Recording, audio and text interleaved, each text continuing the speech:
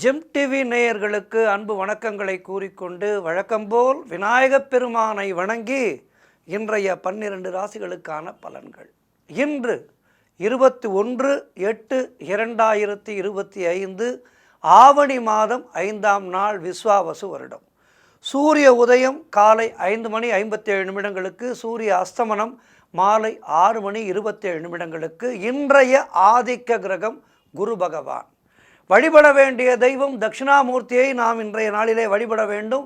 மேலும் இன்றைய நாள் மாத சிவராத்திரி, சிவபெருமானை வணங்க வேண்டிய நாள், சுப முகூர்த்த நாள் இன்றைய நாளிலே மன வாழ்க்கையிலே அடியெடுத்து வைக்கின்ற தம்பதிகளுக்கெல்லாம் நெஞ்சார்ந்த ஆசீர்வாதங்களை தெரிவித்து கொண்டு இன்றைய நல்ல நேரம் மதியம் 12 மணி முதல் 1 மணி வரை, மாலை 6:30 மணி முதல் 7:30 மணி வரை, ராகு காலம் மதியம் 1:30 மணி முதல் 3 மணி வரை, யமகண்டம் காலை 6 மணி முதல் 7:30 மணி வரை, குளிகை நேரம் காலை 9 மணி முதல் 10:30 மணி வரை.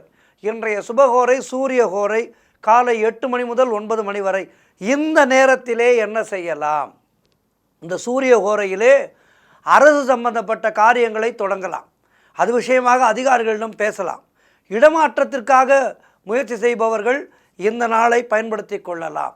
ஆகவே அரசாங்க வகையிலே ஆதாயங்களை பெறுவதற்கான முயற்சிகளை தொடங்க வேண்டிய நேரம் இந்த நேரம். கவனமாக இருக்க வேண்டிய கோரை சனி கோரை மதியம் 12 மணி முதல் 1 மணி வரை. மிக மிக கவனமாக இருக்க வேண்டும். இந்த நேரத்திலே எந்த விதமான முக்கியமான முடிவுகளையும் எடுக்காதீர்கள். இன்றைய நட்சத்திரம் இன்று அதிகாலை 2:06 வரை புனர்பூசம், அதன் பிறகு பூசம். இன்றைய திதி இன்று மதியம் 1:45 மணி வரை தேய்பிறை திரையோதசி, அதன் பின்பு சதுர்தசி வருகின்றது.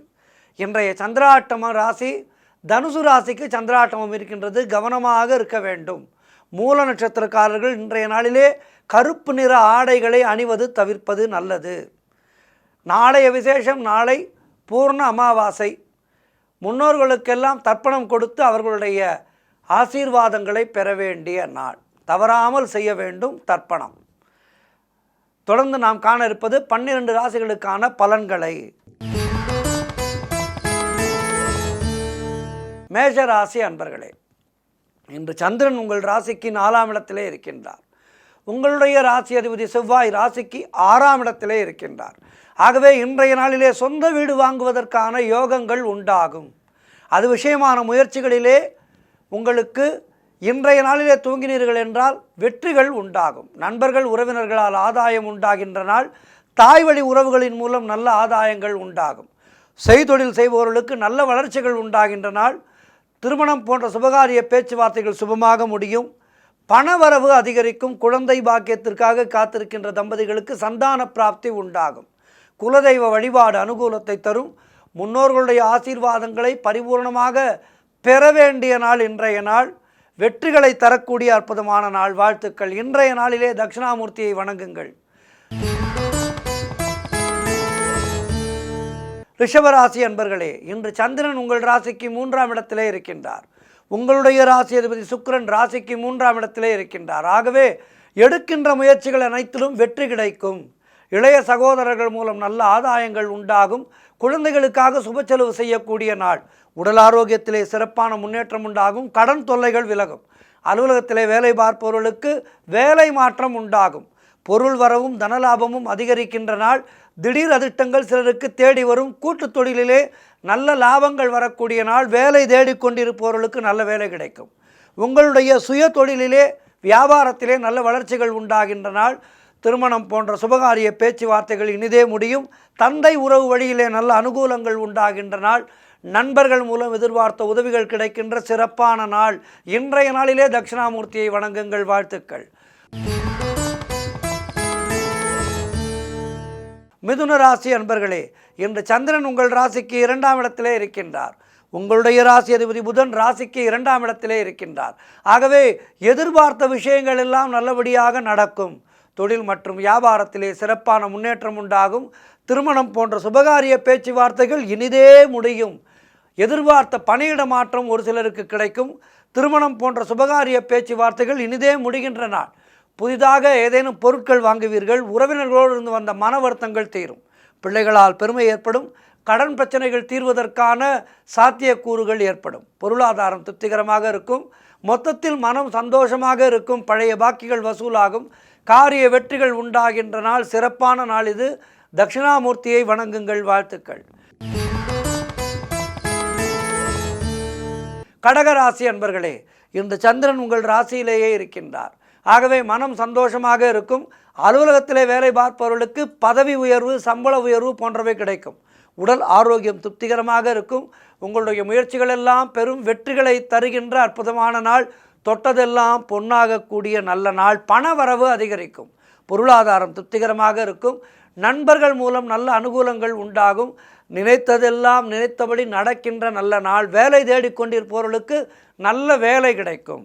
குழந்தை பாக்கியத்திற்காக காத்திருப்பவர்களுக்கு குழந்தை பாக்கியம் உண்டாகும். தொழில் மற்றும் வியாபாரம் செய்பவர்களுக்கு அதிலே நல்ல முன்னேற்றங்கள் உண்டாகின்ற நாள். லாபகரமான நாள். மொத்தத்தில் இன்றைய நாளிலே தட்சிணாமூர்த்தியை வணங்குங்கள். வாழ்த்துக்கள். சிம்ம ராசி அன்பர்களே, இன்று சந்திரன் உங்கள் ராசிக்கு 12ஆம் இடத்திலே இருக்கின்றார். உங்களுடைய ராசி அதிபதி சூரியன் ராசியிலேயே இருக்கின்றார்.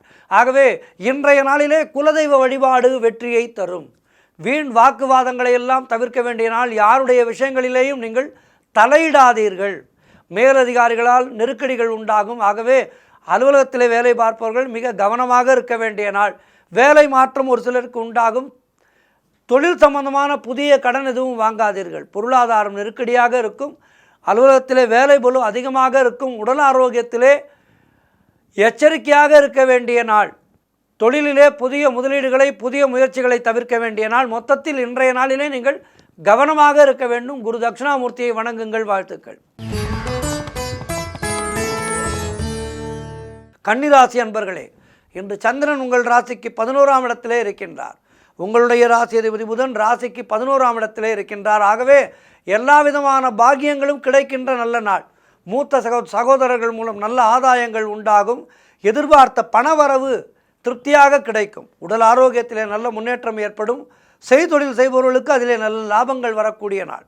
வீடு, வண்டி, வாகன மாற்றம் ஏற்படும். குழந்தைகளால் பெருமை ஏற்படும். காரிய தடைகள் விலகுகின்ற நாள். குடும்ப ஒற்றுமை சந்தோஷத்தை தரும். கடன் பிரச்சனைகள் தீர்வதற்கான ஒரு கால சூழ்நிலை ஏற்படும். பொருளாதாரத்திலே பெரும் வளர்ச்சி உண்டாகும். வேலை தேடிக்கொண்டிருப்பவர்களுக்கு நல்ல வேலை கிடைக்கும். சிறப்பான நாள் இது. தட்சிணாமூர்த்தியை வணங்குங்கள். வாழ்த்துக்கள். துலாம் ராசி அன்பர்களே, இன்று சந்திரன் உங்கள் ராசிக்கு 10ஆம் இடத்திலே இருக்கின்றார். உங்களுடைய ராசி அதிபதி சுக்கிரன் ராசிக்கு 10ஆம் இடத்திலே இருக்கின்றார். ஆகவே உங்களுடைய திறமைகள் வெளிப்படும். பெயரும் புகழும் கிடைக்கக்கூடிய நல்ல நாள். குழந்தை பாக்கியத்திற்காக காத்திருக்கின்ற தம்பதிகளுக்கு சந்தான பிராப்தி உண்டாகும்.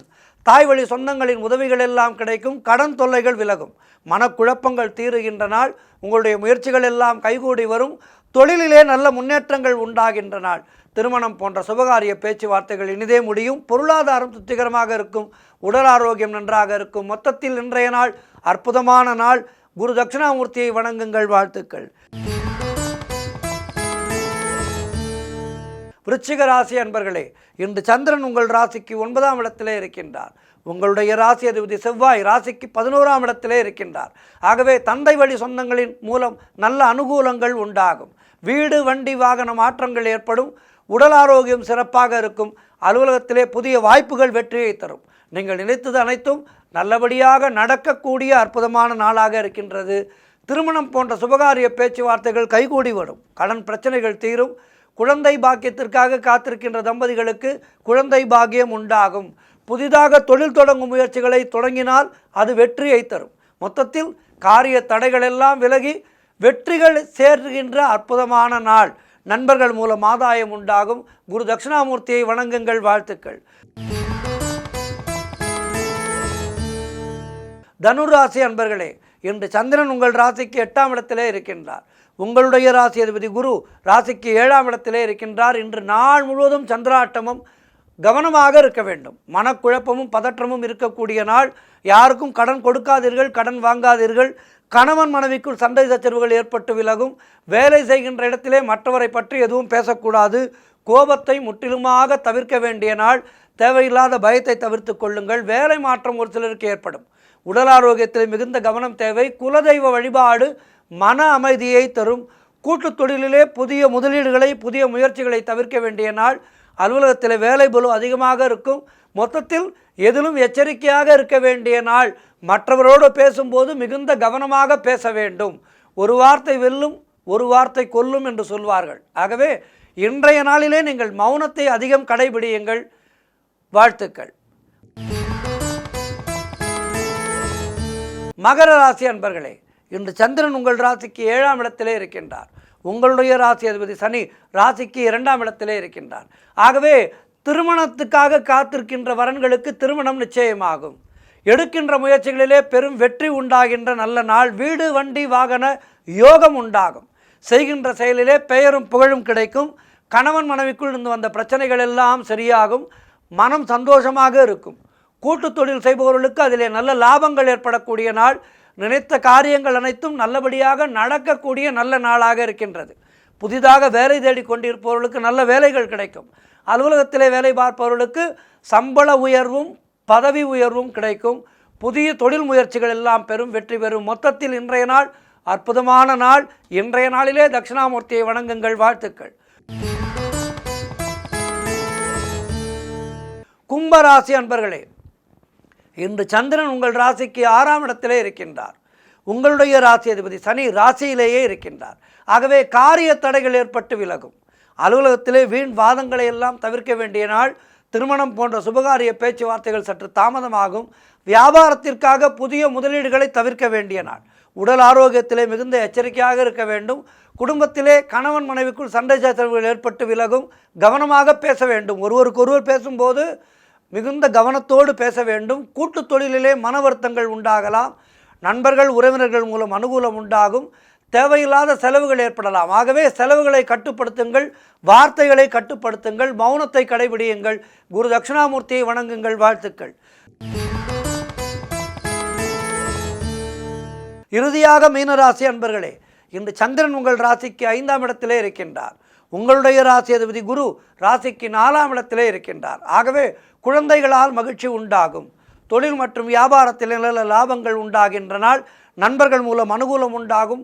சுபகாரியங்கள் கைகூடுகின்ற நல்ல நாளாக இருக்கின்றது. புதிதாக வேலை தேடிக்கொண்டிருப்பவர்களுக்கு நல்ல வேலை கிடைக்கும். கடன் பிரச்சனைகள் தீரும். பதவி உயர்வோடு வேலை மாற்றம் ஒரு சிலருக்கு உண்டாகும். உழைப்புக்கேற்ற ஊதியம் கிடைக்கின்ற நாள். திருமணம் போன்ற சுபகாரிய பேச்சுவார்த்தைகள் இனிதே முடியும். திடீர் பணவரவுகள் அதிகரிக்கும். சுபவிரயங்கள் ஏற்படக்கூடிய நல்ல நாள். இன்றைய நாள் சிறப்பாக இருக்கின்றது. இன்றைய நாளிலே குரு தட்சிணாமூர்த்தியை வணங்குங்கள். வாழ்த்துக்கள்.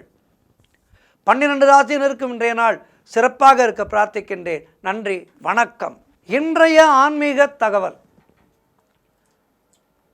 திருமால் மக்களை காப்பதற்காக எடுத்த அவதாரங்கள் இதுவரை 9 அவதாரங்கள். அடுத்து எடுக்க இருப்பது கல்கி அவதாரம். இந்த 9 அவதாரங்களிலேயும் பெருமாள் நமக்கெல்லாம் மனித குலத்தை அசுர குலத்திலிருந்து காப்பாற்றியதோடு ஒரு மனிதன் எப்படியெல்லாம் வாழ வேண்டும் என்பதற்கான நியதிகளையும் தர்மங்களையும் நமக்கு பெருமாள் போதித்திருக்கின்றார். ஆகவே பெருமாள் ஒரு மிகப்பெரிய ஆச்சாரியன் நமக்கெல்லாம். அந்த பெருமாளுடைய திருவடிகளை வணங்கி இன்றைய நாளிலே நாம் காண இருக்கின்ற அற்புதமான ஒரு ஆன்மீக தகவல் வராக அவதாரத்தை பற்றி காண இருக்கின்றோம். கோல வராகம் ஒன்றாய் நிலம் கோட்டிடை கொண்ட எந்தாய் நீலக்கடல் கடந்தாய் நீலக்கடல் கடைந்தாய் உன்னை பெற்று நீ போக்குவேனோ என வகுளாபரணர் இந்த அற்புதமான பாசுரத்தின் மூலமாக வராகத்தை நாம் வணங்குகின்றோம். ஸ்ரீமுஷ்ணம் ஒரு வராகஸ்தலம். மிகப்பெரிய ஆலயம் இங்கே அமைந்திருக்கின்றது. கேரளத்திலே பன்னியூர் உள்ளது. ஆக பாரதம் நெடுகிலும் ஆங்காங்கு வராக நயினாருக்கு ஆலயங்கள் இருக்கின்றது. மத்திய பிரதேசத்திலே புகழ்பெற்ற கஜுரஹாவிலும் வராகர் ஆலயம் இருக்கின்றது. சந்தேலா மன்னர் பரம்பரையினரின் உருவாக்கம் இந்த ராஜஸ்தான் புஷ்கர க்ஷேத்திரத்திலே உள்ள ஸ்ரீ வராக சன்னதி இருக்கின்றது. ஆக வராக அவதாரம் என்பது பன்னெடுங்காலம் முன்பு நிகழ்ந்த அவதாரம். 9 அவதாரங்கள் நிகழ்ந்திருக்கின்றது இதுவரை. இதிலே வராக அவதாரம் என்பது எத்தனையோ 1000 ஆண்டுகளுக்கு முன்னால் ஏற்பட்ட ஒரு அவதாரம். இந்த அவதாரத்துக்கு பல இடங்களிலே திருக்கோவில்கள் உள்ளது. அந்த வகையிலே திருமலை, திருக்குறுங்குடி, ஸ்ரீவில்லிபுத்தூர் போன்ற வைணவ தலங்களிலே வராக நாயனார் மிக மிக முக்கியத்துவம் பெறுகின்றார். அதேபோல் திருவிடந்தை ஆழ்வார் மங்களாசாசனம் பெற்ற திவ்ய தேசம். திருவலவெந்தையும் உள்ளது. இரண்டுமே பூவராக மூர்த்திக்கான ஆலயங்கள். அதேபோல் திருக்குடந்தையிலே ஒரு வராக நாயனார் ஆலயம் அமைந்திருக்கின்றது. இப்படி வராக அவதாரத்துக்கு எண்ணற்ற திருக்கோவில்கள் இருக்கின்றது. ஒரு சிலர் மூடத்தனமாக பேசுவார்கள்.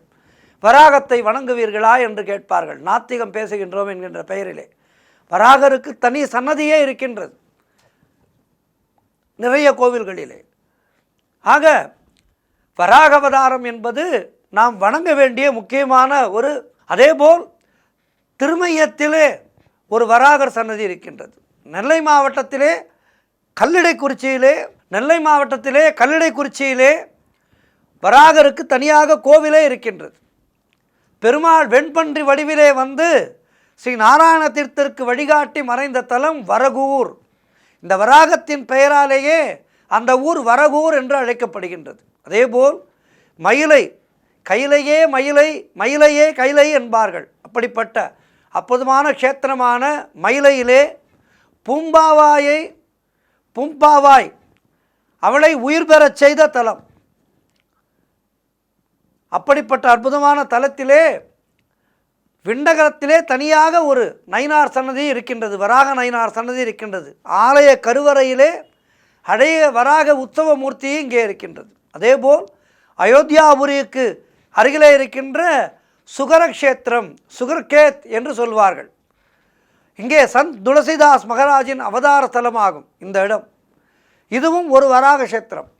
அதேபோல் மத்திய பிரதேசத்திலே கட்னிக்கு அருகிலே இருக்கின்ற கலசுரி மன்னர் காலத்தைய வராக உருவம் உலக புகழ் பெற்றதாக விளங்குகின்றது. அதேபோல் ஒடிசாவிலே வைதரணி நதிக்கரையிலே ஜாஜ்பூர் வராகமூர்த்தி ஆலயமும் புகழ்பெற்ற வராக ஆலயமாக இருக்கின்றது. ஸ்ரீ வராக புராணமே இருக்கின்றது. ஸ்ரீ வராக சகஸ்ரநாம அத்தியாயத்தை ஸ்காந்தம் சொல்கின்றது. ஸ்காந்தம் மிக மிக மிக பழமையான ஒரு புராண நூல். அதிலே சொல்லப்பட்டிருக்கின்றது வராக அவதாரத்தை பற்றி. தனித்த தசாவதார சன்னதி ஸ்ரீரங்கத்திலே இருக்கின்றது. சிவாலயத்திலே பைரவர் பரிவார தேவதை. வராகமூர்த்தி வைணவத்திலே விஷ்ணுவினுடைய பரிவார மூர்த்தி ஆவார்.